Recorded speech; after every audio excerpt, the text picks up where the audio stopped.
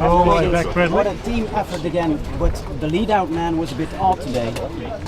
No. I mean, it was in the last kilometre and it was slightly downhill, so it was it's probably the safest place to be with such a strange running with a lot of wind. Yesterday I asked David Miller what a tour for the Brits, and he said, yeah, finally I got a win, because I was starting to feel a bit bad. Yeah, I mean, it's been fantastic, and 4 of our Olympic team have won a stage in the Tour this year, so it's fantastic for us. Bradley, tell us about that attack up the hill, obviously, and what was going through your mind then at that stage?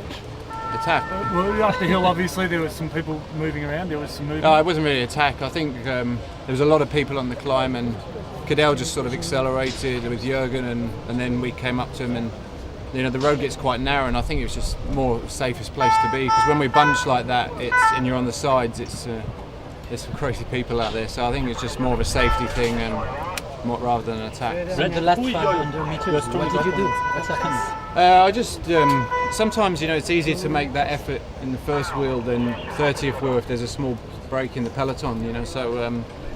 It's the safe. The Tour every day. The run-ins on sprint stages like that get more and more important. That you don't take a small split in. You only have to win the Tour by 1 second or lose it by 1 second. So and we had Edvald as well, who wanted to go for the sprint. So yeah. But it was important for you to do this paper on the Guardian about your position. Well, I think I just made it clear more than anything. Clear rather than in an articulate article than. Sitting after 6 hours on the stage. And who is the strongest opponent, Cadel Evans or Froome for you? Who is the strongest I think Nibali probably. He's shown that he's getting better every day, really. So he was.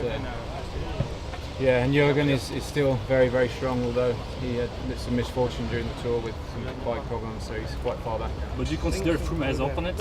Well, he's a teammate. So. Brad, was leading out Edvald something you wanted to do? It's not something we planned, but when we got into the closing stages there, he wanted to go for it, and the group was quite small. So.